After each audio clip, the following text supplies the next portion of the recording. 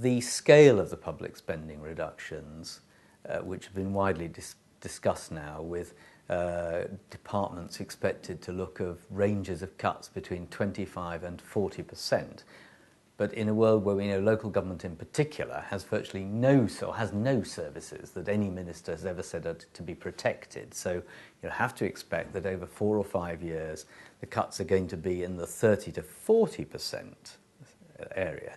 And that's going to, I think, force councils to consider entirely new and unpalatable things, which would include, are there any services they can stop providing altogether? Are there public services currently provided which can be very radically altered? And some of those would be, do we cut back on library provision and reduce the number of libraries very substantially, which is always terribly difficult to deliver? And the third would be, can councils charge for services where they currently have no power to charge?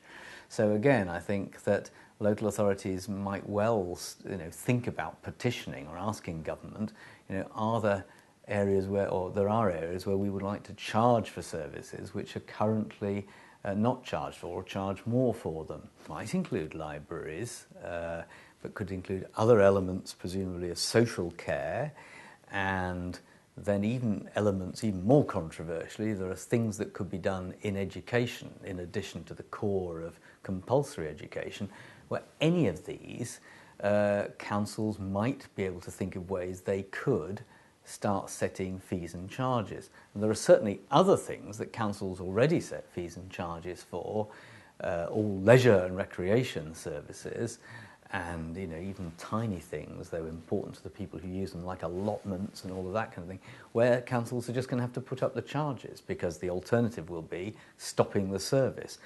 Looking at it in a related but slightly different way, how far are councils going to be able to continue to fund loss-making bus services? So I think there it won't be so much of putting the fares up, because the operators put up fares outside London, but instead, is there a subsidy offered to, for example, rural bus services? So these are terribly difficult things, and even to say them, risks a massive reaction by people saying, well, you can never ever charge for libraries. Libraries are the cornerstone of civilization, and indeed they are. But, as I say, local authorities and other public providers are going to be faced with the question, do we find a way of raising extra money for this service, sponsorship even, or do we just stop it? And if none of those, then the answer will be across-the-board cuts. We never know what the public reaction to a policy change will be until we get there. If you look back to the introduction of the poll tax back in 1990 in England, the year before in Scotland, but in England it took till just the days before the poll tax actually began, when the bills started going out, for there to be any reaction, even though for 4 years before that people had been saying this policy won't work, it's a disaster, this, that and the other. No reaction. But then when the bills went out, there was one. And so what none of us can know yet is what the reaction will be when we actually get to the point that the libraries are closed.